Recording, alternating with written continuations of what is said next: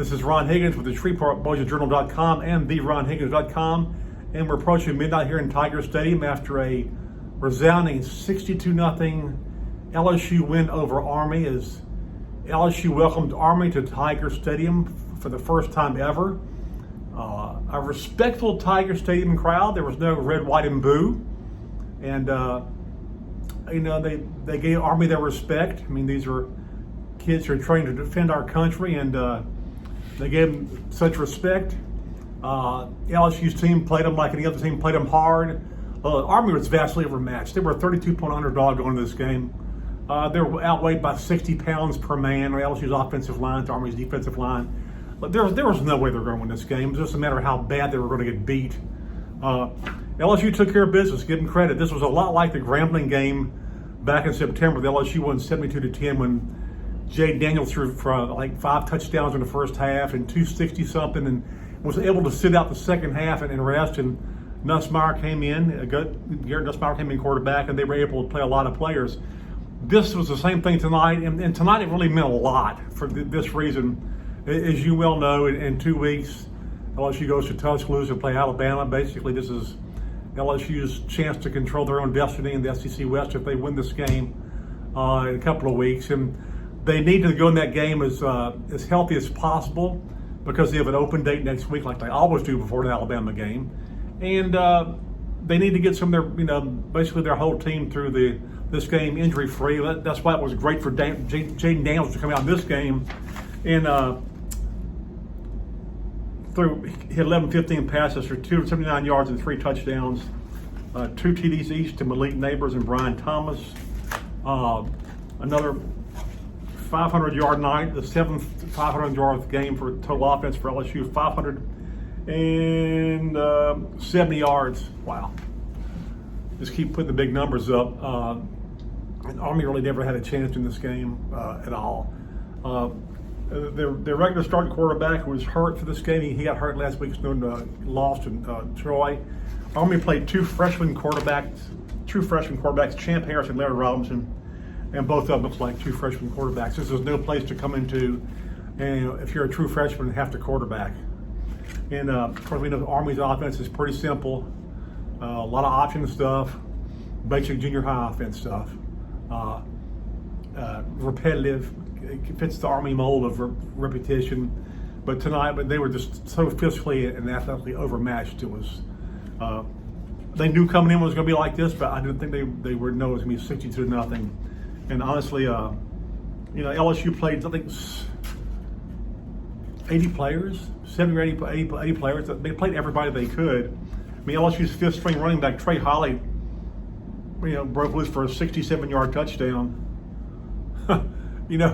Like 42 seconds left. LSU, honestly, they weren't trying not to score, but they didn't really want to embarrass Army like this. But I think Army wanted LSU to play them this way. No halls barred, coming right at them. And LSU did. So, again, there's not much to say about this game. There's a few things that are worrisome. And of course, the Zy Alexander, LSU's only cornerback who knows how to defend the pass. That sounds terrible saying that, but it's true. He got hurt in the last play of the first half. This is how bad Army's arms are. They don't throw the ball that much, so obviously they don't need to really. Strong arms aren't required. But in the last play of the first half, Army tried a Hail Mary pass. They tried a Hail Mary pass from the LSU 45. Okay. Their quarterback couldn't even get the ball to the end zone. It was, I don't know why Army has a Hail Mary in their playbook, because they don't have a quarterback who can throw it that far. The pass was intercepted at the LSU 11. It shows you how short the ball was. And it wasn't like the wind was blowing and it blew the ball down or whatever. It was just a weak pass by quarterbacks on teams that aren't required to throw the ball that much, so their arms aren't great. Zay Alexander intercepted the ball at the 11 and returned 28 yards, and he got hurt on play. We don't know how bad. After the game, Brian Kelly said it's a lower body injury. It didn't look good. He couldn't put any weight on his foot as they brought him off the field. This puts LSU in a world of hurt.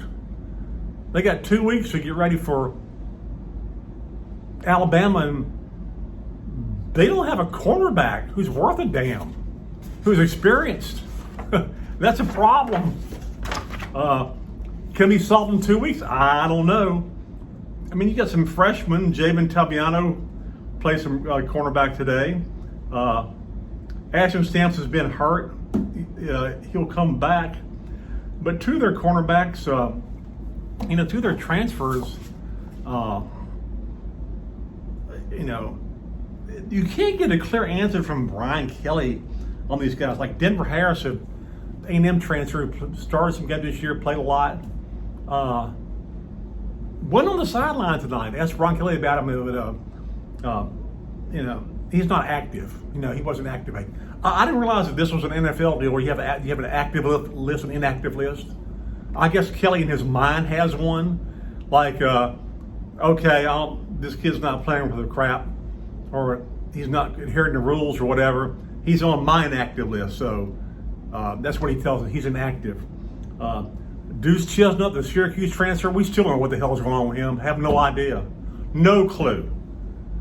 We knew he came back, and he had a talk with Kelly, and we don't know where that is. So two of their transfer cornerbacks with experience, who haven't been great, honestly, but they have experience.